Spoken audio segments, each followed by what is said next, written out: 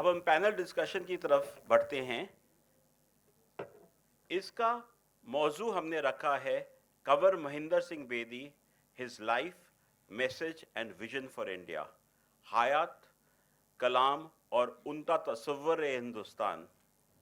सबसे पहले मैं जस्टिस संजय किशन कौल को बुलाना चाहूँगा। मैं उनसे, जस्टिस कौल, आप सुप्रीम कोर्ट के आला जज हैं और खुद स्कूल से, मेरे सीनियर थे स्कूल में, खुद साहित्य और संस्कृति में दिलचस्पी रखते हैं। बेदी साहब भी एक आला अफसर थे और बामकसद शायर, शायर विद अ विजन। सरकारी जिम्मेदारी तो थी ही, पर आज़ाद सोच भी रखते थे। साहित्य और संस्कृति का मैं आपसे पूछना चाहूँगा, साहित्य और संस्कृति का गवर्नेंस और एडमिनिस्ट्रेशन में कितना योगदान है, ये अगर आप कुछ इस पे हमें बताएं। और आपका परिवार भी बेदी साहब के परिवार से ताल्लुक़ रखता था, उसके बारे में भी कुछ हमें बताएं प्लीज।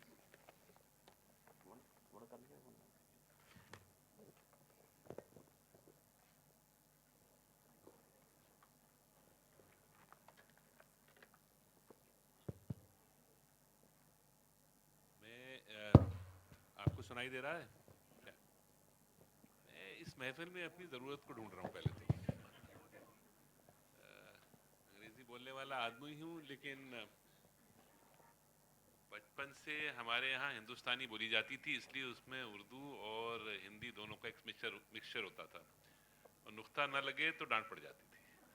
तो ये मेरा ताल्लुक़ उर्दू से है। इसके अलावा कश्मीर से हूँ। कोशिश करी थी उर्दू पढ़ने की भी, और लिखना पढ़ना सीखा था, पर इतने सालों में भूल गया उसको लिखना पढ़ना। कश्मीरी भी अगर गुलाम नबी आज़ाद साहब कुछ कहेंगे और मेरे खिलाफ बोलेंगे तो समझ जाऊंगा, लेकिन शायद उनसे गुफ्तगू करना ज़रा मेरे लिए मुश्किल होगा। जो एडमिनिस्ट्रेशन है या जो सिस्टम्स है, उसमें कल्चर, लैंग्वेज की बहुत इम्पोर्टेंस है। मेरे दादा कुंवर महेंद्र सिंह बेदी के अच्छे दोस्त थे, पुराने फैमिली के ताल्लुकात होते थे। उसके अलावा इन्होंने शायद इसलिए बुलाया कि मैं इनका सीनियर हूँ, इनका दोस्त हूँ। मेरी ये बिलीफ रही है, मेरी अपनी जुडिशल राइटिंग में, ऑथरशिप में, कि language, literature, music, paintings, they have a specific place in our society. एक ख़ास जगह है उनकी, और हमारी सोसाइटी में मॉडरेटिंग इन्फ्लुएंस करती है वो चीज़। तो जो कोई एक इस तरह का बैकग्राउंड रख के काम करेगा, शायद वो एडमिनिस्ट्रेशन को भी बेहतर देख सकता है। और ये कुंवर महेंद्र सिंह बेदी जी की एडमिनिस्ट्रेशन के एग्जाम्पल से पता चलता है। एडमिनिस्ट्रेशन में सख्ती की भी ज़रूरत होती है, लेकिन नरमी की भी ज़रूरत होती है। तो एक रिस्पॉन्सिव एडमिनिस्ट्रेशन के लिए एक थिंकिंग पर्सन जो होता है, वो हमेशा एक इन अ बेटर सिचुएशन होता है उस चीज़ को डील करने के लिए। और उसको अगर उर्दू आती है तो इतनी मीठी ज़बान है कि शायद कुछ गलत भी कह जाए तो अच्छा लग जाएगा उसमें। तो यही उर्दू की खासियत है। तो मैं देख रहा था कि कुछ एग्जाम्पल देने का, कि उर्दू और हिंदी कहते हैं एक तरह सही है, दोनों हिंदुस्तान की बेटियां हैं मेरे ख्याल से। अनफॉर्चुनेटली उर्दू का एसोसिएशन एक रिलीजन्स के संग मान के उसकी डेवलपमेंट को रोका गया है।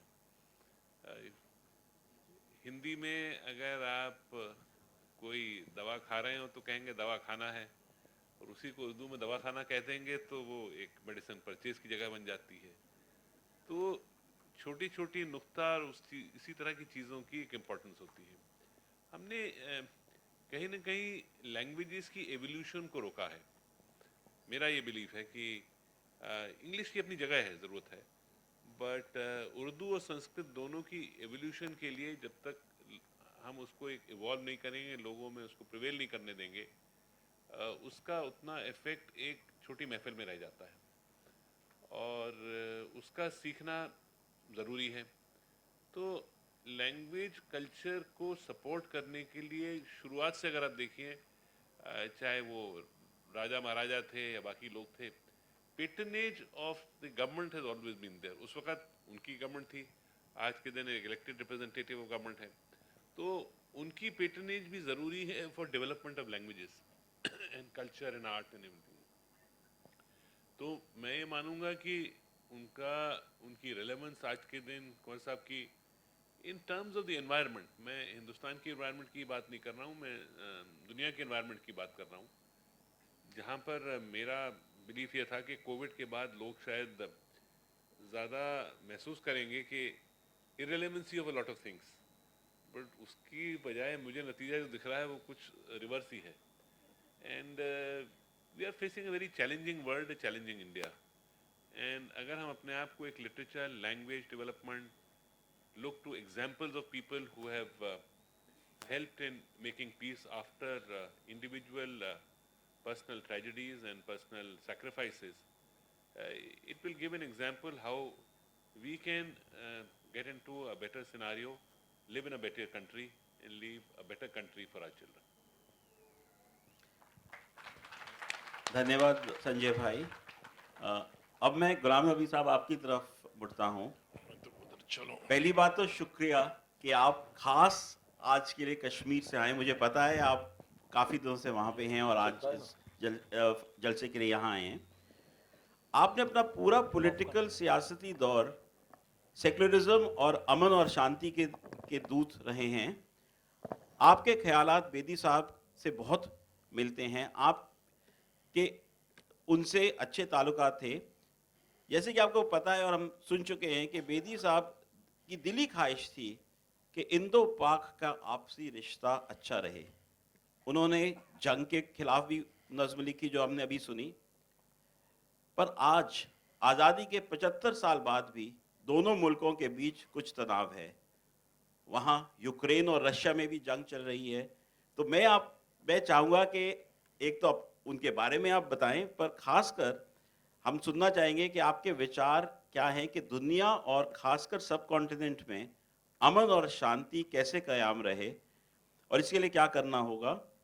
और आज का माहौल जो है, क्या वो बेदी साहब की सोच कितनी मुनासिब है आज के माहौल में, और क्या वजह है कि उनकी शायरी इसके बावजूद आज हिंदुस्तान में और पाकिस्तान में उतनी ही पॉपुलर है। अश्वजीत सिंह जी, आप आधे पॉलिटिशियन तो बन गए और शायर की औलाद तो है ही। आपने चुनकर किसको क्या सब्जेक्ट देना है उसके बारे में उसी को आगे किया। आज के इस जश्न सहर के हमारे चीफ गेस्ट मेरे भाई केरला के गवर्नर आरिफ मोहम्मद खान साहब, और हम एक ही स्टेट के रहने वाले सुप्रीम कोर्ट के माइनर सपूत और जस्टिस संजय कृष्ण कौल साहब, प्रोफेसर नजमा अख्तर साहिबा, कामना प्रसाद जी, मेजर आर.एस. बेदी साहब, और जिनकी दावत में ख़ास तौर से मैं हाजिर हुआ हूँ यहाँ आपकी खिदमत में, डॉक्टर हर्ष। मैंने सैकड़ों मुशायरे अपने स्टूडेंट लाइफ से आज तक सुने हैं और सुनने गया हूँ। अपनी स्टूडेंट लाइफ से लेकर शायद हिंदुस्तान की जहाँ उर्दू लिखने पढ़ने वाले, चाहे वो हैदराबाद हो, वो बेंगलोर हो, बम्बई हो, उत्तर प्रदेश या बिहार के इलाके हों, या कलकत्ता हो या दिल्ली, लेकिन मैंने इतने जेंटलमैन एंड वुमेन की हाजिरी कभी नहीं देखते जो मुशायरे के लिए हमारे हर किस्म के लोग आते हैं।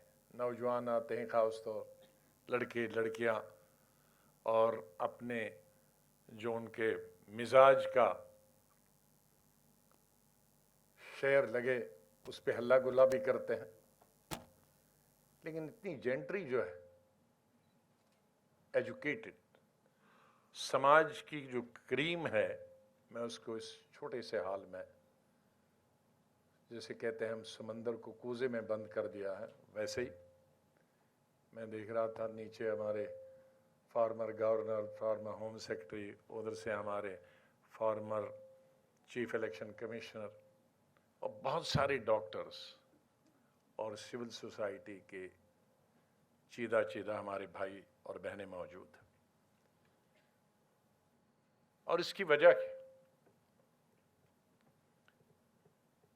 क्योंकि जिस शायर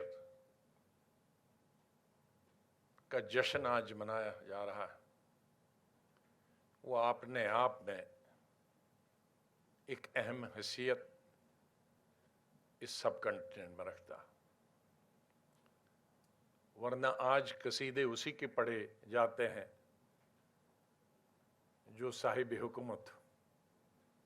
दुनिया बदल गया, जो चला गया उसे भूल जा, ये आज की रिवायत। और जो बैठा हुआ है उसके कसीदे पढ़ो, ये आज की रिवायत। कोई भी हो, कल एक था उसी के कसीदे पढ़े जाते हैं। कसीदे मीन्स तारीफ और अच्छा। आज एक है उसके, कल दूसरा होगा उसके। लेकिन कुछ शख्सियतें ऐसी होती हैं। इस पर मुझे एक शेर याद आया, मेरे मरने के बाद अंधेरा रहेगा महफिल में। मेरे नहीं, असली में कुंवर महेंद्र सिंह बेदी जी के बारे में कहना चाहूँ। मेरे बाद अंधेरा रहेगा महफिल में, बहुत चिराग जलाओगे रोशनी के लिए। आज बहुत सारे शायर हैं, हर कोने में शायर है। उर्दू के शायर हैं, हिंदी के कवि हैं, लेकिन महेंद्र सिंह बेदी जी एक ही है। गवर्नर साहब ने बहुत ही अच्छे अल्फाज उनके बारे में बताया। फर्क आरिफ साहब और मुझ में इतना है कि मैं उनको इनसे बहुत पहले जानता था जब मैं स्टूडेंट में था कश्मीर। लेकिन दूसरा फर्क है, ये मुझसे ज़्यादा गहरे तरीके से जानते थे ज़ाती तौर पर, क्योंकि मैं एक मुशायरा सुनने वाला और एक शायर की रिश्ता था हमारा। कश्मीर जब जन्नत था, आज मैं नहीं कहूँगा, जिसमें कौल साहब और हम एक खून थे, एक जिस्म थे, एक बदन थे, वो जन्नत था। और जिसमें दो लोग समा नहीं सके या समा नहीं पा रहे हैं, वो जन्नत नहीं होता। जहां खौफ नहीं हो, जहां डर नहीं हो, जहां सिर्फ प्यार ही प्यार पले, वो जन्नत होता है। और खूबसूरत इलाके की खूबसूरत ताज़ा आब हवा, वो झरने, वो दरिया, वो पेड़, वो पहाड़ियाँ, तो जन्नत को और अच्छा बना देती। तो उस जन्नत में जब हम स्टूडेंट थे कॉलेज के, जो सालाना मुशायरा होता था वो कश्मीर में ही होता था। और उसकी वजह ये थी कि शायद उर्दू हमारी कुछ चंद साल, 4-5 साल पहले तक सरकारी ज़बान थी। और उर्दू सब हिंदू मुसलमान को एक मज़हब की बदकिस्मती से पूरे मुल्क में, जैसे जस्टिस साहब ने फरमाया, एक मज़हब की से उर्दू ज़बान को जोड़ा जा रहा था। कश्मीर में चंद साल पहले तक इससे ज़बान का और मज़हब का कोई वास्ता नहीं था। तो इसलिए शायर भी अपने आप को बहुत कंफर्टेबल समझते थे और शायरी का भी बहुत अच्छा माहौल था। और हमारी जो कल्चरल एकेडमी थी, वो कल्चर एकेडमी बहुत सक्रिय थी, एक्टिव थी, और शायरी मुशायरे के अलावा भी शायद हर रोज़ कई प्रोग्राम कई भवनों में, कई हॉलों में चलते रहते थे। और सरकार खुद अपने आप से बहुत बड़े बड़े शायरों को बुलाया, और मुझे शर्फ हासिल हुआ है स्टूडेंट लाइफ के ज़माने से ही 1991 तक एक ही मंच से 4-5 बड़े शायरों को सुनने का। सरदार अली जाफरी साहब हमेशा कश्मीर आते थे एनुअल मुशायरे में, कैफी आज़मी साहब, कुंवर महेंद्र सिंह बेदी साहब, बेकुल उत्साही साहब, जगन्नाथ आज़ाद साहब, ये 5 की जोड़ी तो कश्मीर आना ही था सालाना। उनकी छुट्टी भी उसके साथ होती थी, तफरी भी होती थी, और कभी कभी चीफ मिनिस्टर को सरकारी मेहमान और दावतों का तो सिलसिला, कश्मीरी दावतों का कोई आना भी चाहे तो आ नहीं सकता। और खुशकिस्मत लोगों में मैं हूं, ये 5 का स्टेज मुझे आखिरी बार 1991 में दिल्ली में, जब मैं कैबिनेट मिनिस्टर था मरकजी सरकार में, तो मैं उसमें चीफ गेस्ट था। तो मैंने अपनी तकरीर में कहा कि इतने शायरों को लिए जो हम पास नहीं मिलते थे स्टूडेंट लाइफ में, बड़ा मारा मारी होती थी ऑडिटोरियम में, आज मैं यहाँ मुझे शर्मिंदा अपने आप को महसूस कर रहा हूँ कि इन्हीं बड़े शायरों के बीच में आज मैं चीफ गेस्ट की हैसियत से कर रहा हूँ। मैंने कहा भाई, मैं इन्होंने मेरे ओहदे के हिसाब से मुझे तो बुलाया है, लेकिन असली मेरे चीफ गेस्ट तो यही 5 लोग।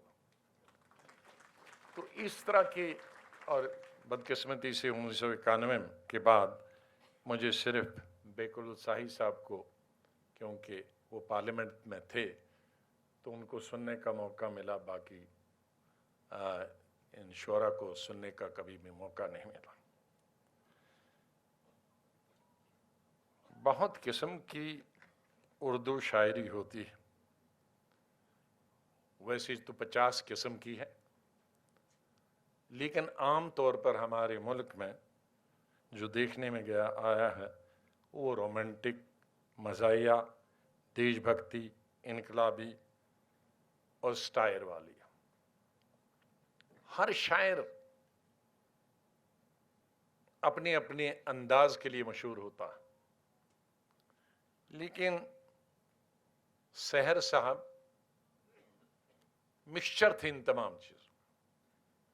वो स्टायर से भी बाज नहीं आते थे,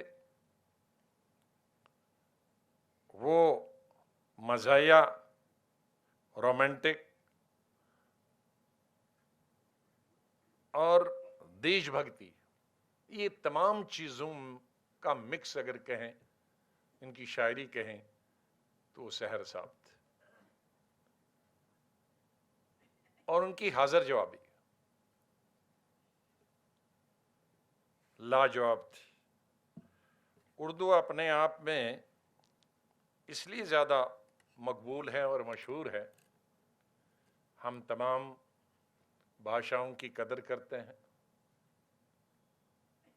हिंदी के अपने शेर हैं, पंजाबी के अपने शेर हैं, लेकिन जो अशार उर्दू के हैं उसमें जो मिठास, कभी कभी हम 1 घंटा तकरीर करें तो शायद जो कन्वे करना चाहते हैं वो नहीं कर पाते, लेकिन उर्दू के अगर 2 मिसरे पढ़ें तो सारी तकरीर के बराबर है।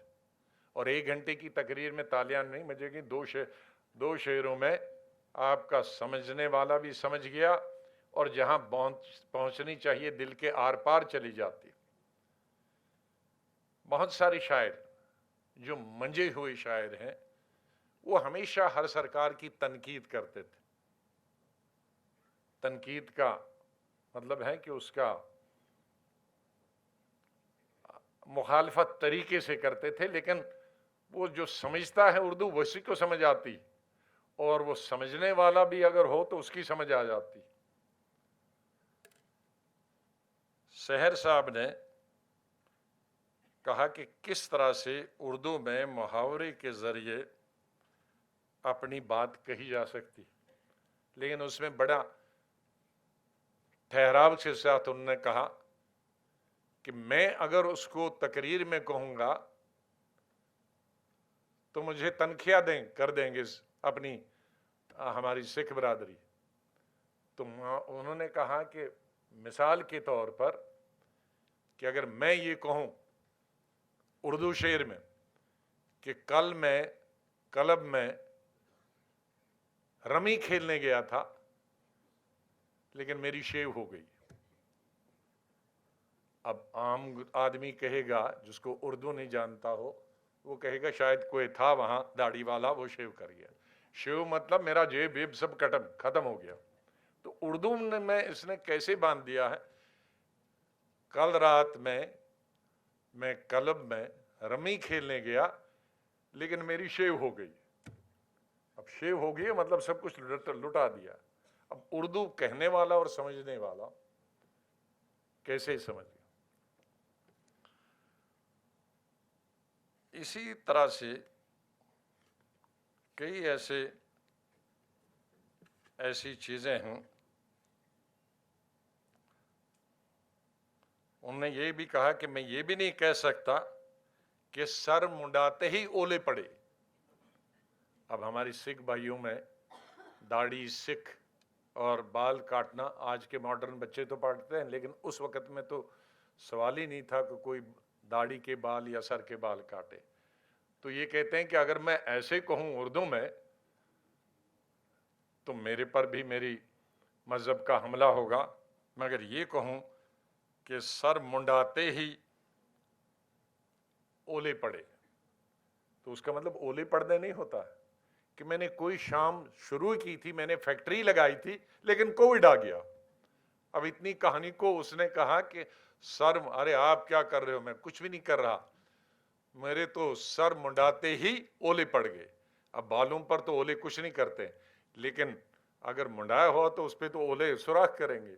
तो उसको उर्दू में ऐसे कहते हैं कि मैंने काम शुरू किया था, लेकिन मैंने काम शुरू ही किया था तो वो दूसरा हो गया। तो उसकी मैं ताज़ा मिसाल कहूँगा, अगर किसी से पूछो अनएम्प्लॉयड से कि भाई तुम क्या कर रहे थे, जी क्या करता हूँ, बड़ी मुश्किल से मैंने फैक्ट्री लगाई थी लेकिन सर मुंडाते ही ओले पड़ गए।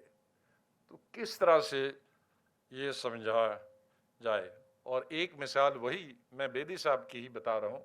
उन्होंने कहा कि मैं अगर ये कहूँ, अब हमारे सिख भाई तो हुक्का भी नहीं पी सकते, हुक्का जो पहले पीते थे, तो उसमें कहते हैं कि अगर मैं गलती से ही कहूँ कि मैंने कोई गलती की है और फिर कहूँगी जी मैंने गलती की थी, गाँव वालों ने मेरा हुक्का पानी बंद कर दिया, तो किस तरह से मतलब मेरा सब कुछ मुझे बाइकाट किया।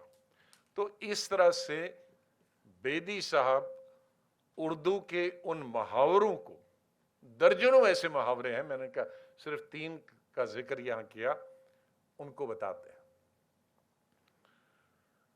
और वो ऐसे शायर थे, देखें गालिब और इकबाल का कोई मुकाबला नहीं, लेकिन सच मानिए है वो उर्दू पीएचडी वाला ही ज़्यादा पढ़ सकता। हम जैसे मैं तो साइंस स्टूडेंट हमेशा रहा हूँ, मेरी तो मिसाइल की तरह ही ऊपर चले जाते हैं, क्योंकि उस वक़्त की जो उर्दू थी बहुत सख्त थी। लेकिन सहर साहब की जो उर्दू है वो सलीस उर्दू है, वो सबकी समझ में, कम उर्दू पढ़ने वाला भी, न उर्दू पढ़ने वाला भी उसे समझ सकता है। जहाँ तक उनकी बैनुल अक़वामी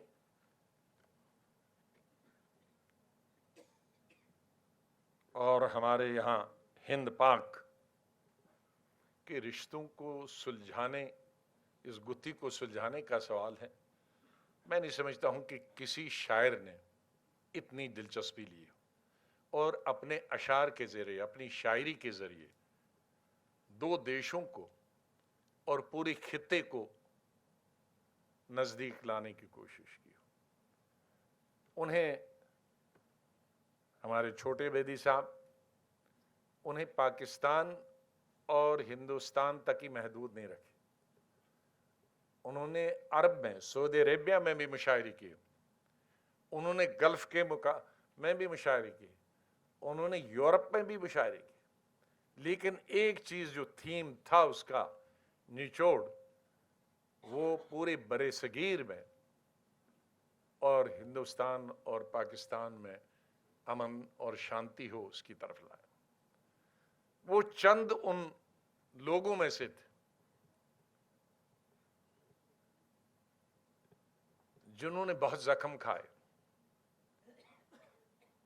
आप में से 90-95% पैदा नहीं हुए थे, मैं और आरिफ भाई भी पैदा नहीं हुए थे, जज साहब भी पैदा नहीं हुए थे जब ये जख्म लगे। हमारी आज़ादी की जहां जितनी खुशी है उतना ही अफसोस भी है कि नफरत के साथ वो हम जुदा हुए, प्यार के साथ नहीं जुदा हुए। जो जश्न था वो अधूरा रहा। वो जश्न जो है उसमें नफरत की मिलावट भी रही। मैं देखता हूं कि बहुत सारे मुसलमान जिन्होंने जख्म खाए हैं, मेरे बहुत सारे हिंदू भाई जिन्होंने जख्म खाए हैं, जिनके रिश्तेदार मारे गए हैं दोनों तरफ से, जो अक्लमंद आदमी है उन्होंने उस जख्मों पर मरहम लगा दिया, वो जख्म ठीक हो गया और वो उसके बाद वो भूल दिया। लेकिन आप देखते हैं आम जिंदगी में भी हमें चोट किसी न किसी को हाथ में लगती, जो ही ठीक होने लगता है तो उसमें खुजली ज्यादा आती। डॉक्टर साहिबान यहां बैठे, अगर खुजली नहीं आई तो उसका मतलब जख्म नहीं हुआ, और अगर खुजली आए, अब ये उस इंसान के सब्र की दाद है कि वो ऊपर से उठा ले तो जख्म फिर हरा होगा, लेकिन 2 दिन 4 दिन सब्र करे और उस खुजली को बर्दाश्त करे तो वो जख्म हमेशा के लिए खत्म हो जाए। तो जो अक्लमंद लोग हैं दोनों तरह के, जो अमन चाहते हैं, जो पीस चाहते हैं, मोहब्बत चाहते हैं, तरक्की चाहते हैं, देश को आगे बढ़ना चाहते हैं, बगैर डर के, बगैर खौफ के, प्यार से रहना चाहते हैं, प्रोग्रेस चाहते हैं, वो 2 दिन की उस खुजली को बर्दाश्त करते हैं और जख्म अपने आप दूसरे दिन लें। लेकिन जो नहीं चाहते हैं उसको खुरीदते रहते हैं और उसमें ब्लड चलता रहता है, और जब तक वो खुरीदते रहोगे, जब तक खून उससे चलता रहेगा, जब तक जख्म हरा रहेगा, तो वो पीढ़ी दर पीढ़ी हरा ही रहेगा, वो भरा नहीं जाएगा। तो मेरे ख्याल में आज सबसे बड़ी श्रद्धांजलि, खिराज अकीदत अगर हम पेश कर सकते हैं महेंद्र सिंह बेदी जी शहर को, तो हम वो जख्म भरने दें, और अगर कहीं जख्म हरा है तो उस पे महलम लगा दें, उसको कुरेदने की कोशिश न करें, उसे एक बुरा सपना, भयानक सपना देखकर हम भूल जाएं। हम ख्वाब में सब अच्छे सपने देखते, सब हम बुरा सपने देखते हैं। अच्छे सपने को हम याद करें, बार बार याद करें, और बुरे सपने को भुलाने की कोशिश करें। कोई याद दिलाए भी लेकिन हम अपने कान बंद रखें। तो मेरे ख्याल में यही सबसे बड़ी श्रद्धांजलि हम बेदी साहब को दे सकते हैं।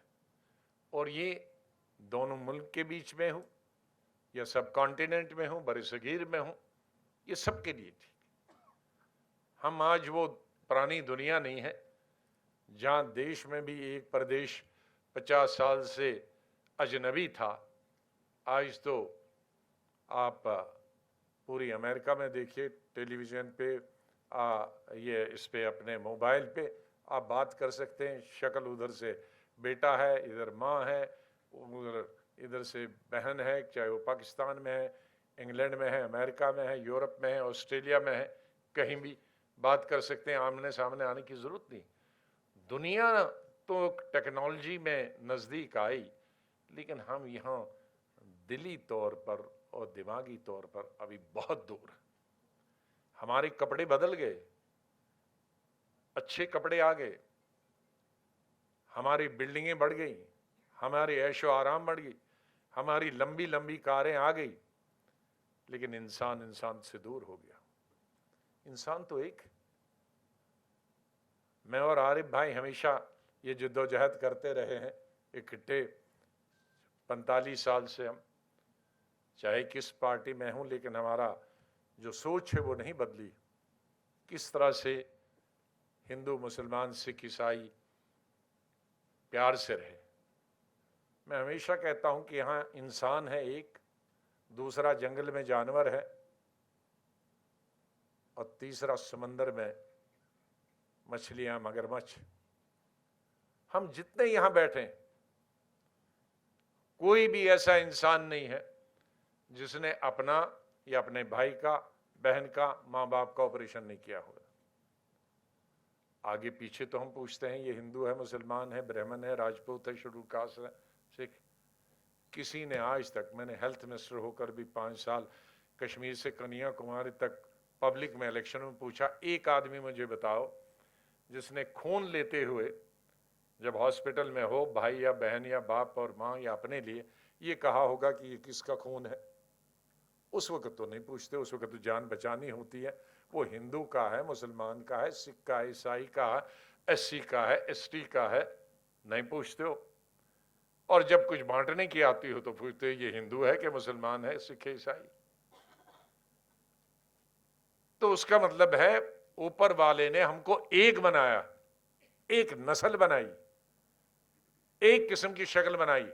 नाम मत पूछिए, टीका मत लिखिए, दाढ़ी तो अब खत्म हो गई, दाढ़ी तो हमारे हिंदू बच्चे और मुसलमान हिंदू बच्चे अब ज्यादा रखते हैं, और पगड़ी भी सब रखते हैं। लेकिन अगर टीका नहीं लगाएंगे आपको पता नहीं चलेगा। नाम मत पूछिए कौन है हिंदू कौन मुसलमान। हम क्यों मछली का खून नहीं लगाते ऑपरेशन में?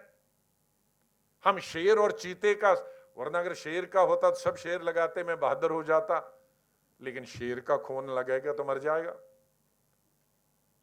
ऊंट का लगाएगा, घोड़े की तरह तेज रफ्तार से भागेंगे, घोड़े का लगाएगा तो मर जाएगा। तो बचता इंसान सिर्फ हिंदू का खून हो, मुसलमान का हो, अपर कास्ट का हो, बैकवर्ड का हो, तो उसका मतलब है कि ऊपर वाले, हम उसको भगवान कहें, हम अल्लाह कहें, हम रहीम कहें, कुछ भी कहें, उसने हमको एक बनाया है। और हम जानवरों की तरह बिहेव कर रहे हैं कि हम कहते हैं हम एक नहीं। तो इसलिए खिराज अकीदत हमने बेदी साहब को आज देना है, शहर साहब को देनी है। तो एक नए शहर होता है उस वक़्त अभी रोशनी भी नहीं निकली होती। असली जिस वक़्त हमारे इस्लाम में मुसलमान नमाज पढ़ना शुरू करते हैं सुबह की, वो अभी रोशनी से थोड़ा सा पहले।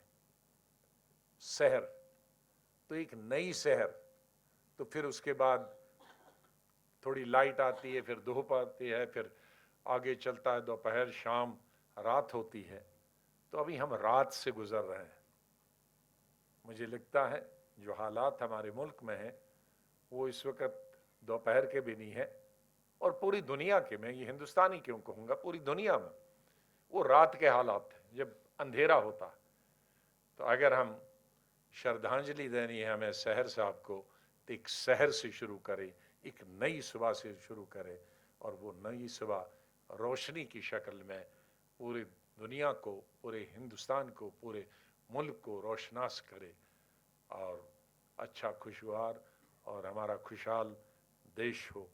इन्हीं शब्दों के साथ मैं श्रद्धांजलि अर्पित करता हूँ मोहतरम हमारे स्वर्गीय कंवर महेंद्र सिंह बेदी साहब को, शहर साहब को।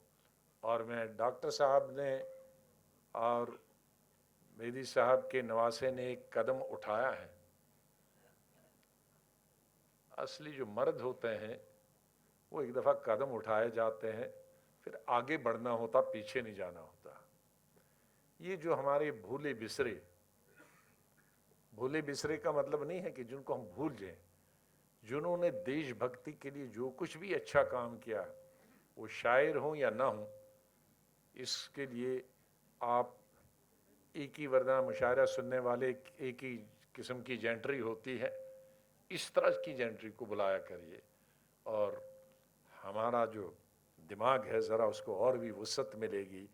और वरना हम अपने धंधों में, डॉक्टर साहब सुबह 6 बजे उठ के पहुंच गए अस्पताल, हम उठे पब्लिक मीटिंगें कर दें, दूसरा बिजनेस वाला, न बिजनेस ख़त्म होने वाले हैं न तजारत ख़त्म होने वाला है, लेकिन एक चीज़ है जो ख़त्म कभी नहीं होगी, वो प्यार मोहब्बत, वो कभी ख़त्म नहीं होगी। उसको एक दूसरे को नज़दीक और मिलाने की पूरी कोशिश करेंगे। खुदा हाफिज़, जय हिंद।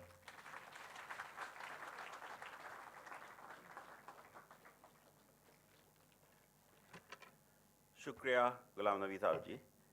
आपको इतना मैं कह सकता हूं कि डॉक्टर साहब और मैं आज भी 6 बजे उठे थे, पर मेरा ख्याल कुछ उर्दू लफ्ज़ सीखने के लिए।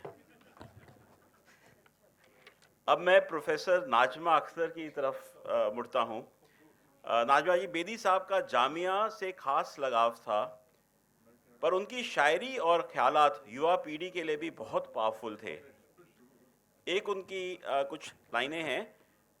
तालिबे इल्म से भी मुझको करना है किताब, है तुझे गीता और कुरान पढ़ने का किताब, तेरा पढ़ना ही इबादत है मुझे याद रहे, तेरे लायक यही खिदमत है मुझे याद रहे। अब मैं आपको यहाँ पे निबंधित करता हूँ और आप उनके बारे में कुछ बताएं और जामिया के रिश्ते के बारे में, और ये उनकी जितनी भी लेख है वो हम युवा पीढ़ी की तरफ कैसे ले जा सकते हैं।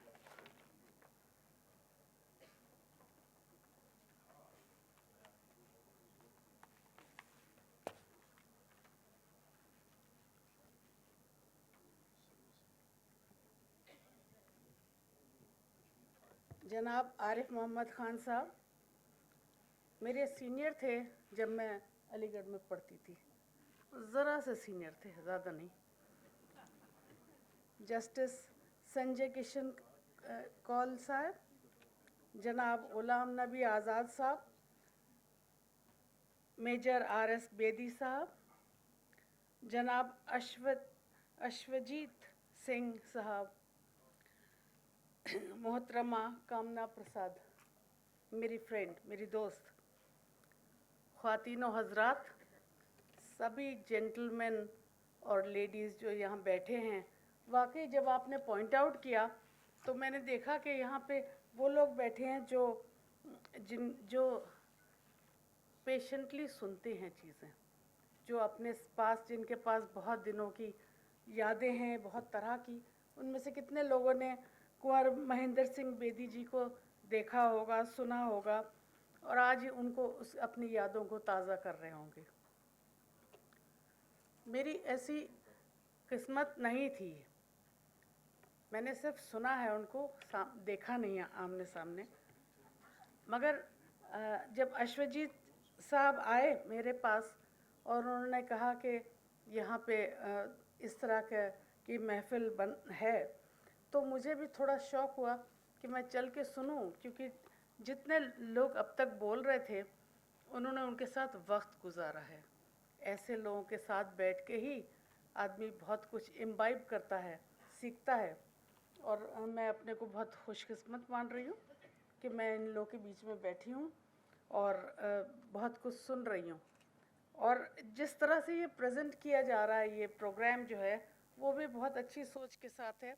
कभी वीडियो क्लिप्स दिखा रहे हैं और कभी जिनके बारे में हम बात कर रहे हैं उन्हीं की क्लिप्स दिखा रहे हैं। पिछले दिनों मैंने भी कुंवर महेंद्र सिंह बेदी जी की शायरी को पढ़ने का शर्फ हासिल हुआ। बेदी साहब एक ऐसे अदीब थे जो ख़ुद में एक दबिस्तान की हैसियत रखते थे, जिनकी मकबूलियत सरहदों की कैद से आज़ाद थी, जिनकी सोच, और वैसे भी जो कवि होते हैं या शायर होते हैं उनको कोई बंदिशें, कोई बॉर्डर्स बांध नहीं सकते। हिंदुस्तान की तहजीब का उन्होंने नज़्म में एक बंद में समेट के लिखा है, अहिंसा का यही दर्स फरमाया है गांधी ने, बढ़ाई प्रेम की गंगा वहीं नानक की हस्ती ने, मधुर नगमे सुनाए हैं यही मोहन की मुरली ने, यही रूहानियत का नूर बरसाया है चिश्ती ने, मोहब्बत और रवादारी कब मिलकर आम करना है, इसी धरती पे जीना है, इसी धरती पे मरना है।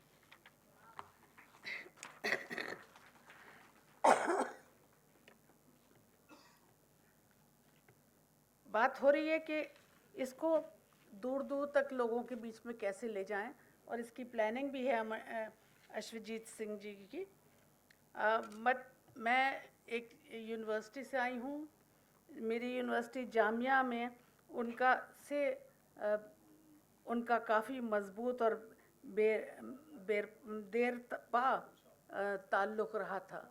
देर तक वो इसके बारे में सोचा करते थे। उन्होंने जामिया की मुंतखब होने पर मुशायरों में कई बार अपना कलाम पढ़ा, निज़ामत भी की और कई महफ़िलों में एक खुश कलाम ख़तीब की हैसियत से भी उनकी शिरकत रही। उनकी आवाज़ में शीरनी थी और लहजे में शाइस्तगी। ये हमने अभी देखा भी क्लिप्स में। सुनने वाले बहुत जल्दी उनके कलाम के सहर में गिरफ़्तार हो जाते थे। उनकी शायरी का इंतखाब शाया करने के मंजर आम पर लाना एक काबिल कद्र कारनामा है, जिसके लिए हम उनके नवासे साहब को बहुत मुबारकबाद देते हैं और उनके सभी साथियों को, कामना को और बाकी लोग जो सब उससे जुड़े हैं, उन सब को मेरी मुबारकबाद। जिन लोगों ने भी इसमें कोशिशें की हैं और ताउन दिया है इंतखाब करने में, या बहुत इसको एक एक्चुअल चीज़ बनाकर, किताब बनाकर आपके सामने लाए हैं, क्योंकि इसके ज़रिए बहुत सारे लोग उनकी चुनी हुई नज़में और चुनी हुई शायरी को पढ़ पाएंगे। ख़ास तौर से मैं अश्वजीत सिंह जी साहब और कामना प्रसाद साहिबा के के लिए बेहद शुक्रगुजार हूँ, जिनकी पुरखुलूस दावत पर मुझे आज ये खूबसूरत महफिल का हिस्सा बनने का मौका मिला है। और महेंद्र सिंह बेदी जी के बारे में और क्या कहूँ, मैं तो उनको बहुत करीब से नहीं जानती थी, जैसे पहले लोगों ने कहा, मगर उनकी ऐसी जहन शख्सियत बहुत कम होती है उनके जैसी। उन्होंने उनके अदब में तख्लीकी जौहर को परखा है, आज भी परखेंगे और लोग उनको लगातार ये सिलसिला आइंदा भी चलता रहेगा। इस ज़िंदगी पर नज़र डालती हूँ तो हैरत होती है कि एक शख्स जिसने मुख्तलिफ़ आला सरकारी ओहदों पर अपनी खिदमात अंजाम दी, उसने अपने ज़माने में शेर व सुखन और मशायरे की जान भी थे। वो ज़मीन पर ही रहे हमेशा। इतना कुछ पाने के बाद भी वो अपने पैर ज़मीन पर ही से उन्होंने उखाड़े नहीं। ज़िंदगी के बेदी साहब की शख्सियत को याद करके मुझे उनके बारे में बहुत कुछ सुना मैंने अभी। उनकी वज़ादारी, उनकी शराफत, दोस्तदारी और हम जहनी पहचान होती है, वो उनकी एक इंसान के अंदर आज नहीं देखी जाती। ऐसे कुछ ही लोग आते थे पहले, और अब भी मिल जाएंगे अगर हम ढूंढेंगे, मगर इतने ज़्यादा नहीं मिलते जितने कि। इसलिए ज़रूरी है इस एग्ज़ाम्पल को अपने यंगस्टर्स के सामने ले जाना। और मेरे पास ये यूनिवर्सिटी है जिसमें मैंने, अगर आप सब लोग मेरा साथ देंगे तो मैं कुंवर महेंद्र सिंह बेदी जी के लिए स्पेशल प्रोग्राम करूँगी। उसमें सामने बैठे हुए लोगों जैसे तो नहीं होंगे, मगर बहुत सारे नौजवान लड़के लड़कियां होंगे, जोश होगा उनमें सीखने के लिए, क्योंकि वो यूनिवर्सिटी के पार्ट हैं, इसलिए सीखने का शौक़ भी होगा। आपकी हेल्प चाहिए मुझे इस चीज़ के लिए। और ये एक छोटी सी चीज़ मैं करना चाहती हूँ, इससे ज़्यादा नहीं बोलूँगी क्योंकि मेरे पास उस तरह की एक्सपीरियंस नहीं है जैसा कि हमें पहले बोलने वाले लोगों में था। और फिर इनमें से एक एक इंसान अपनी जगह बहुत ही मशहूर इंसान है जिसको बोलने की सलाहियत बहुत ज़्यादा है। मगर मैं इसको बहुत जल्दी ही करूँगी और आपकी किताब को भी लाइब्रेरी में भी और हर डिपार्टमेंट में रखूँगी ताकि बच्चों की नज़र में आए। शुक्रिया बहुत बहुत।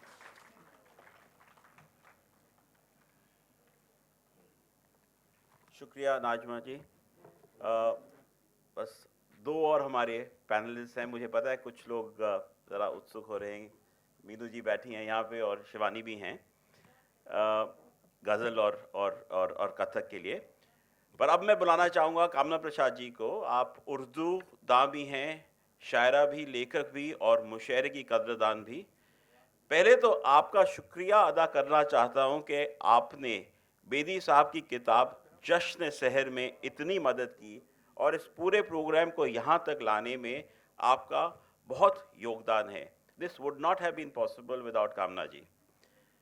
मैं आपसे ये पूछना चाहूँगा उर्दू एक्सपर्ट की हैसियत से कि बेदी साहब की कलम से क्या खासियत थी और आपकी राय में हम उनका ख्याल आवाम से कैसे फैला सकते हैं आवाम तक, और ख़ासकर आज उर्दू के मुशायरे पहले से कम दिखाई दे रहे हैं, इसका क्या कारण है और हम क्या कर सकते हैं ताकि उर्दू और मुशायरे फिर हम तक पहुँचे।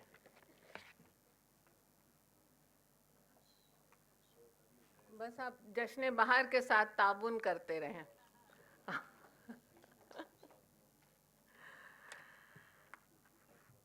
आने वाली नस्लें तुम पर रश्क करेंगी हम असरों, आने वाली नस्लें तुम पर रश्क करेंगी हम असरों, जब ये ध्यान आएगा उनको तुमने सहर को देखा था।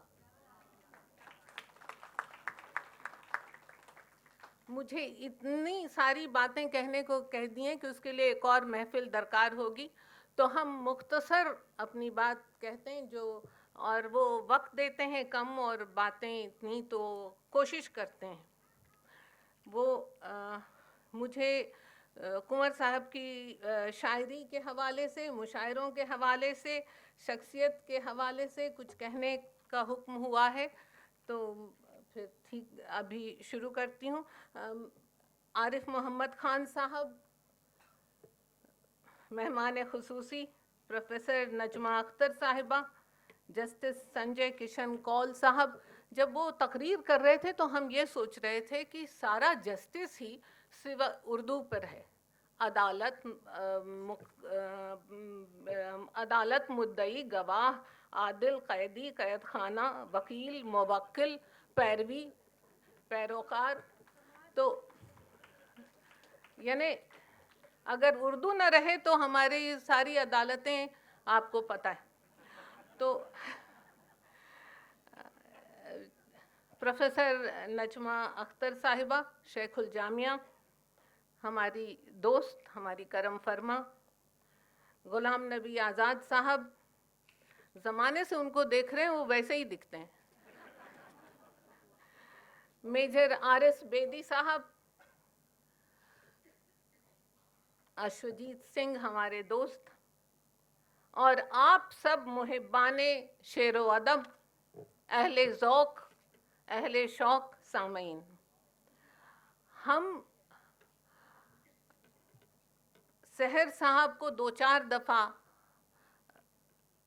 खुशवंत सिंह जी के घर मिले थे, बस उतना काफ़ी था। मुझे याद आता है बचपन में कभी रामचरितमानस में पढ़ा था कि एक घड़ी आधी घड़ी, आधों में पुनः आध, तुलसी संगत साधु की, कटे कोटि अपराध, तो वो बस काफ़ी थी। और आरिफ मोहम्मद खान साहब के लिए जो मैंने कहा था वो हम दोहराए देते हैं कि वो माँ सरस्वती के लाडले बेटे हैं। उनको इस किस्म के विद्वान बहुत मुश्किल से मिलते हैं, और मेरी ये खुशकिस्मती है कि हम उनको जानते हैं और उनसे कई दफ़ा जब मुझे अटक होती तो हम कहते हैं एक लेक्चर दीजिए प्लीज़, ज़रूरी है। तो लिखने के पहले हम एक दफ़ा उनसे ज़रूर पूछते हैं। कुरैशी साहब प्रणाम। तो सबसे पहले तो हम बात करते हैं सहर साहब की कि रूहानियत की खुशबू उनके खून में शामिल थी। जैसा उन्होंने कहा कि आपने बताया कि गुरु नानक देव जी के औलादों में 17वीं पुश्त में थे। गुरु नानक जिनके मुरीदों में बाला भी थे और मर्दाना भी, और कुंवर साहब भी अपने जद्दे आला की तरह, अपने पूर्वज की तरह ही मुल्क और मजहब के दायरों से आज़ाद थे।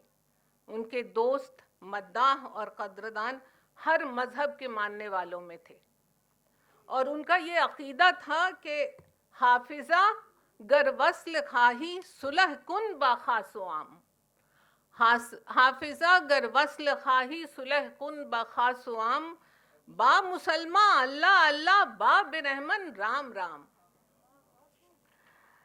तो दुनिया के बड़े बड़े लोगों से उनके अच्छे मरासिम थे, पर उन्हें गुफ्तगू आवाम से थी।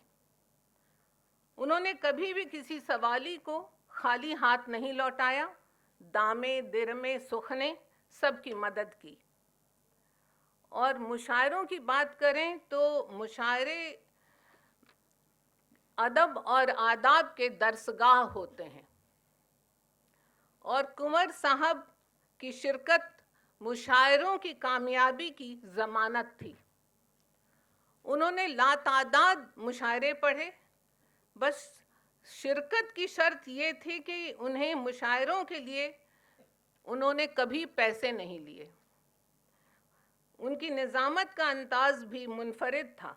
दिलकश आवाज़, संजीदा लहजा और आलिमाना गुफ्तगू, ये वो खूबियाँ थीं जो सामईन पर जादू कर देती हैं, और हम सब आज तक उस शहर के शहर में हैं।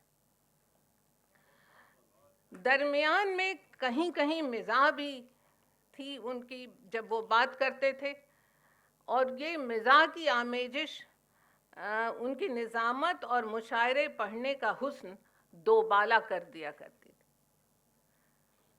मुशायरे पढ़ने का उनका अंदाज भी निराला था। आवाज़ में खनक, बला की शख्सियत, बेहतरीन शायरी, बुलंद आवाज़, पढ़ने का अंदाज ऐसा कि बस समा बन जाए। खुद भी शायरों की महफिल मुनक्किद करने का उन्हें खासा शौक़ और सलीका था। कुंवर महेंद्र सिंह बेदी साहब दरवेशाना मिजाज और रूमानी तबीयत रखते थे, बड़ा मुश्किल है, जिनके सामने सर अदब से खम हो जाए और दिल मोहब्बत से रोशन हो जाता था। उनके अहबाब तमाम अदीब और शायर उन्हें आली जाह कहकर बुलाते थे। उनकी शायरी तगज़्ज़ुल और तसव्वुफ़ तक का ताबनाक सफ़र है, यानी इश्क मजाजी से इश्क हकीकत तक हकीकी का उनका सफ़र। और एक ही गज़ल के दो शेर देखिए और आपको समझ आ जाएगा कि एक ही गज़ल के इश्क मजाजी की बात करें तो लिखते हैं, आग से आग न लग जाए कहीं, आग से आग न लग जाए कहीं, तुम हंसी हो तो जवां हूँ मैं भी। और खुदा की तसव्वुफ़ की बात करें तो कहते हैं, तेरे परतव से निहा हूँ मैं भी, तू नहीं है तो कहाँ हूँ मैं भी। तो इल्म व अदब का सुरूर उनकी गुफ्तगू और रूहानियत का नूर उनके चेहरे से झलकता था। उनकी रंगीन पगड़ी उनकी हमारंग तबीयत की तर्जुमान थी। सहर साहब खूबसूरत, खुश लिबास, खुश मिजाज, खुश अखलाक, आशिक़े रसूल, पैरोकारे नानक, मद्दाहे कृष्ण, मद्दाहे अली, अमन के पुजारी, दोस्ती के अलम बरदार, अपनी गंगा जमनी तहजीब के अमीन, खुश फिक्र, खुश ख्याल शायर, अपनी ज़ात में एक अंजुमन थे, एक इंस्टीट्यूशन थे। तो उनकी शायरी हिंदुस्तान की गंगा जमनी तहजीब की, मुश्तरका तहजीब की, कलेक्टिव कॉन्शियसनेस की अलामत है। हम बहुत सारी बातें थी पर वक्त तलब भी हैं और सब्र आजमा भी, तो हम भी उतने ही उतना ही मीनू को सुनने के लिए बेकरार हैं जितने आप लोग। तो अब बस के अश्वजीत और तानिया को हम सहर साहब की याद में इस खूबसूरत महफिल को सजाने के लिए मुबारकबाद पेश करते हैं और ये दुआ करते हैं कि आप आगे भी इस तरह की महफिलें सजाते रहें और आप पर गुरुओं की कृपा बनी रहे। तो यूं उसकी रहबरी का तसलसल बना रहा। शायद कहीं ये उन्होंने साया किया हुआ है कि तभी ये महफिल इतनी खूबसूरत और दरख्शां है। तो यूं उसकी रहबरी का तसलसल बना रहा, वो सो गया नक्शे कदम जागते रहे।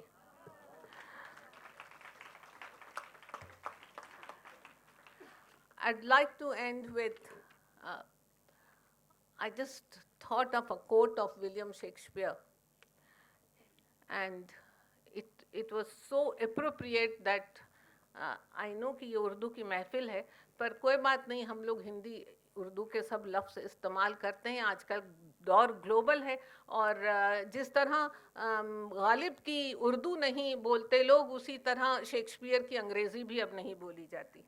और इंटरनेट ने तो ऐसा एक हाल कर दिया है कि उसको अंग्रेज़ी खुद बड़े हैरत से देख रही है।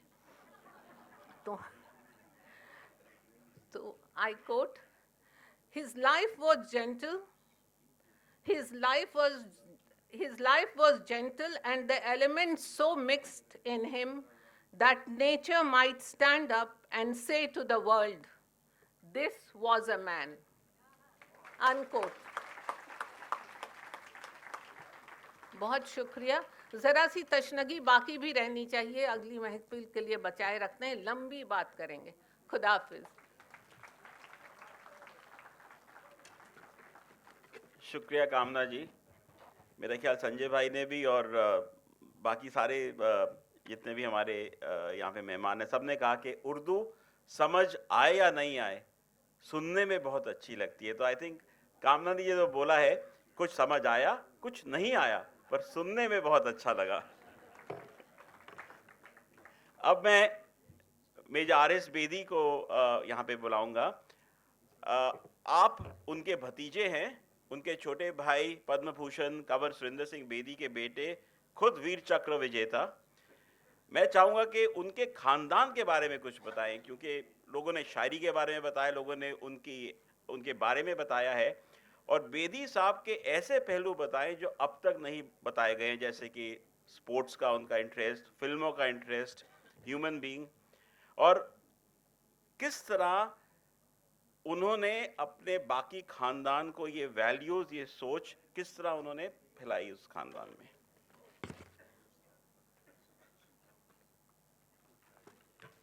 शुक्रिया।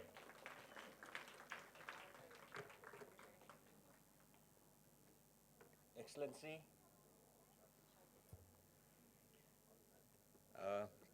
जस्टिस कौल, गुलाम नबी साहब, कामना प्रसाद नजमा जी और अश्वजीत, और सब हाजरीन को मेरा सलाम, सत श्री अकाल। जैसे अश्वजीत ने कहा, मैं कंवर साहब का भतीजा हूँ, सका, सबसे छोटे भाई का लड़का। तो मुझे उस हैसियत से मैं फैमिली का नुमाइंदा हूँ और मैं कोशिश करूँगा कि उस पहलू और उस नज़र से उनके बारे कुछ कह सकूँ। कहने को तो बहुत कुछ था, बहुत कुछ कहा गया है, तो मेरे लिए ख़ास कुछ कहने को रह गया नहीं। इतनी खूबसूरती से, इतनी मोहब्बत से उनके बारे इतनी बारें कही गई, तो मैं तो सिर्फ एज ए फैमिली मेम्बर उसको एंडोर्स ही कर सकता हूँ, क्योंकि जो कुछ भी यहाँ कहा गया वो हमने बहुत करीबी से देखा है। सबसे पहले तो जो कुछ भी कहा उनकी शायरी के बारे में, उनके उर्दू के बारे में, मैं उसमें थोड़ा सा इजाफ़ा करना चाहूँगा, तो इजाज़त चाहता हूँ। सबसे पहले तो वो एक क्लच ऑफ कंटेम्प्रेरी पोइट्स में से थे जो कि अपनी कॉम्पोजिशंस कभी भी हमेशा यानी मेमोराइज करके जाते थे और कभी भी पढ़ते नहीं थे। तो इसलिए आपने भी देखा होगा एक क्लिप में कि जब दाद दी गई तो उन्होंने कहा कि पहले ख़त्म होने दो। तो ये अक्सर शायर जो होते हैं वो अपना कलाम पढ़ते हैं, लेकिन वो उनमें से थे और 2-3 और थे जो कि कभी भी पढ़ते नहीं थे, मेमोराइज करके जाते थे।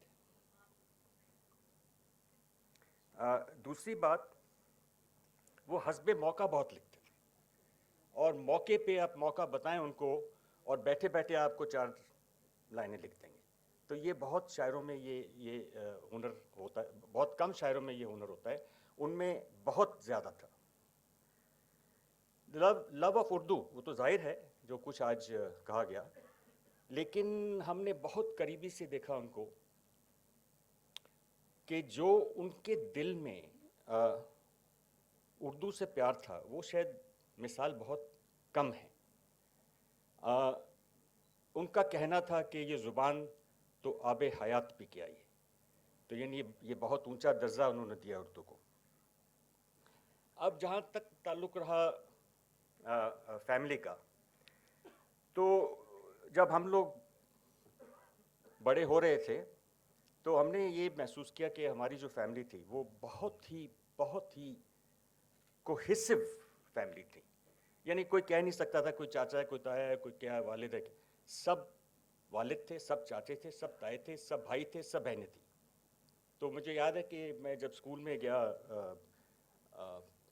बोर्डिंग स्कूल में पहली मर्तबा 1949 या 50 में, तो मसूरी में गया, तो वो प्रिंसिपल ने पूछा, मेरे वालिद साहब भी बैठे थे, मदर भी बैठी थी, कि भाई आप how many brothers and sisters are you? So मैंने फटाफट कह दिया 13। तो वो चौंक गया, हैरान हो गया कि भाई माता पिता की इतनी उम्र तो लगती नहीं कि 13 भाई बहनें हैं। फिर मेरे फादर ने समझाया कि ये क्या कहना चाह रहा है, ये कहना चाह रहा है कि जितने भी इसके कज़न्स हैं वो सब भाई बहन हैं, तो कोई फ़र्क हमने नहीं देखा। तो उनके कई पहलू थे उनकी शख्सियत के, चाहे वो खेल कूद स्पोर्ट्स के मैदान में हो, चाहे वो एडमिनिस्ट्रेशन में हो, चाहे एज ए लिटरेरी जाइंट हो, चाहे as a member of the family हो। तो पहले as a member of family हम क्या उनको किस नज़र से देखते थे? एक बहुत ही बुलंद हस्ती, टावरिंग पर्सनैलिटी, चौड़ी छाती, 56 इंच की तो नहीं थी शायद, लेकिन उसके करीब तो ज़रूर थी। दाहिने हाथ में एक बाज, piercing eyes, they could pierce through a concrete wall, and you should not be at the end of his piercing nazar. That is something that we always avoided. Strict disciplinarian. हमारे बाप दादा जब माँ बाप जब कुछ हमसे कुछ गलत हरकत हो जाती थी तो कहते थे भाई ये आपकी शिकायत कंवर साहब को लगेगी। तो यकीन मानिए कि एकदम हम सीधे रास्ते पे चलने शुरू हो जाते थे। ऐसा नहीं था कि उन्होंने कभी भी हम पे हाथ उठाया हो या कोई गर्मी से बात की हो, लेकिन इतनी इनका रोब इतना था कि इतना ही काफ़ी था उनके हमें कहने के लिए कि भाई उनको शिकायत हो जाएगी। तो ये कहते हुए मैं ये ज़रूर कहना चाहूँगा कि एक्सटीरियर जो था वो उनके इंटीरियर से बहुत ही अलग था। अंदर से वो जेंटलेस्ट ऑफ सोल्स, नरम दिल, और छोटी छोटी बातों पे उनकी आंख में नमी आ जाती है, और इस बात का फायदा बहुत लोगों ने उठाया भी।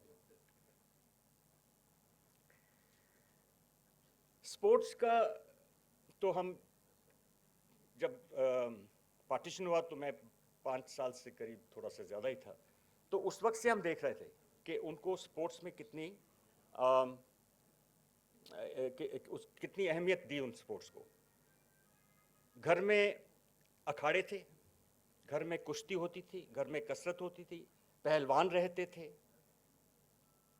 और फिर आप तो जानते ही हैं कि बाद में जब पार्टीशन के बाद वो नेशनल रेसलिंग फेडरेशन के प्रेसिडेंट भी रहे, और बहुत ही स्पोर्ट्स के स्टेट और नेशनल लेवल पे वो प्रेसिडेंट रहे। और इतना शौक था, और वो शौक हमें फैमिली में भी शुरू हो गया। हम छुट्टी पे आते थे तो भाइयों में मुकाबला हो जाना, दौड़ का, कौन तेज दौड़ता है, कुश्ती का। तो तब से तकरीबन सारे नुमाइंदे हमारी फैमिली के, मेरी जनरेशन के, स्पोर्ट्स में यानी बहुत ही दिलचस्पी लेने लगे। लेकिन शुरुआत जो थी वो वहाँ से हुई। एज एन एडमिनिस्ट्रेटर बहुत कुछ आप लोगों ने कहा, और अनइक्वल्ड, और उसमें एक नुक्ता था जो कि उनकी जो कनेक्टिविटी थी, उनकी कनेक्शन विद द मासेस, लाजवाब, बेमिसाल।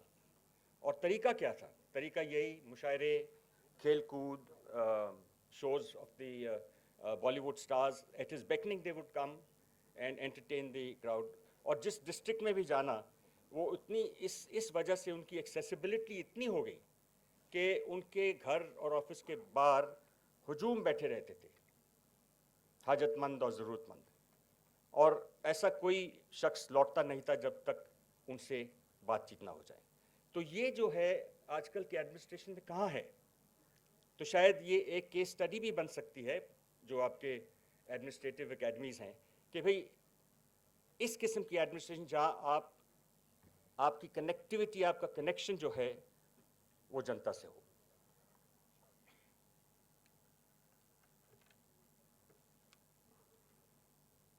तो आप उनके हस्बो नस्ब के बारे तो सुन चुके हैं।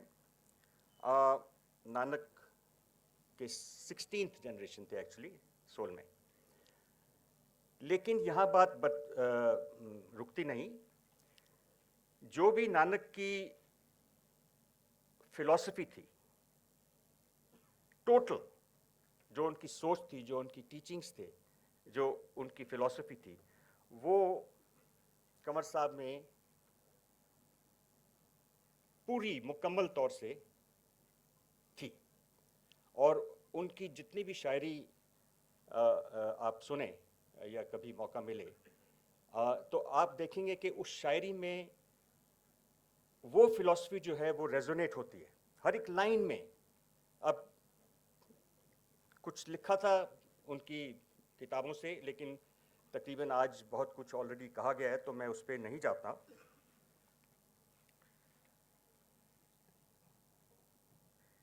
पार्टीशन का जो मैंने देखा, उनके जो पार्टीशन का इम्पैक्ट उन पे हुआ ज़ाती तौर पे,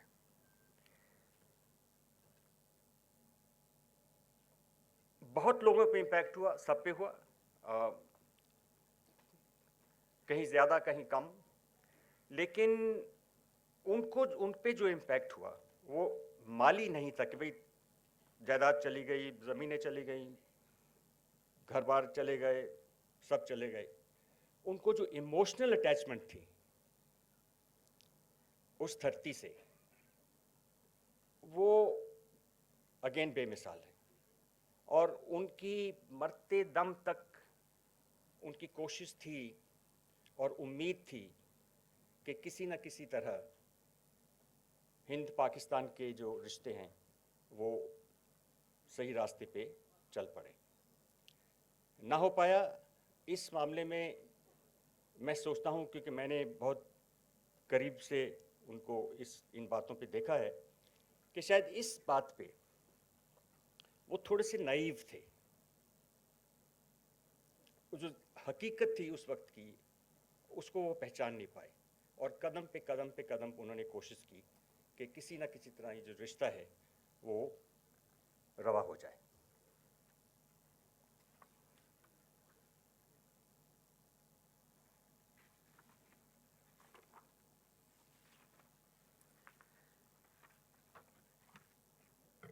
So आखिर में, I don't want to take too much time because I know everyone's waiting for the better part of this program.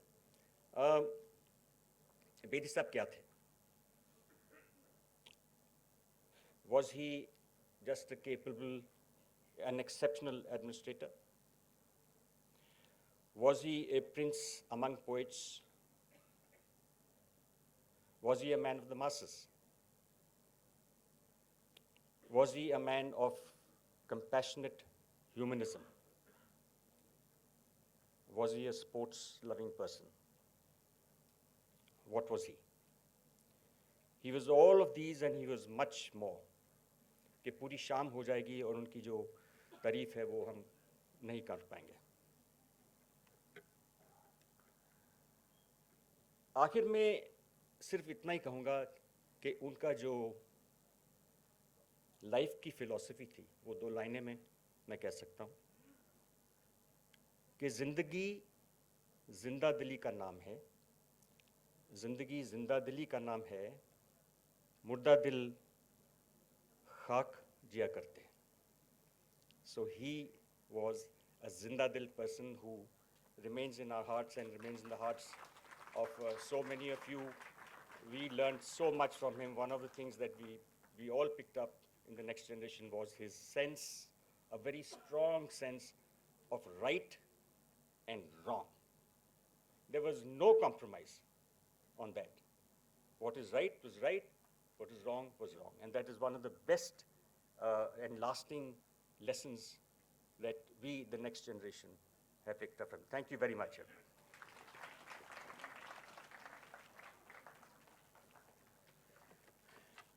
धन्यवाद, थैंक यू, शुक्रिया। मैं दिलो जान से पूरे पैनल का शुक्रगुजार हूँ कि उन्होंने अपना कीमती वक्त निकाला और बेदी साहब की यादें और कलाम को ताज़ा किया। हमारी कोशिश रहेगी कि उनका ख्याल आवाम तक पहुँचाएं। हर गली कूचे में, हर पीर और जवान तक पहुँचे, मेरा पैगाम मोहब्बत है जहाँ तक पहुँचे। ये बेदी साहब का लिखा है। अब पैनल डिस्कशन को हम यहीं पर समाप्त करते हैं।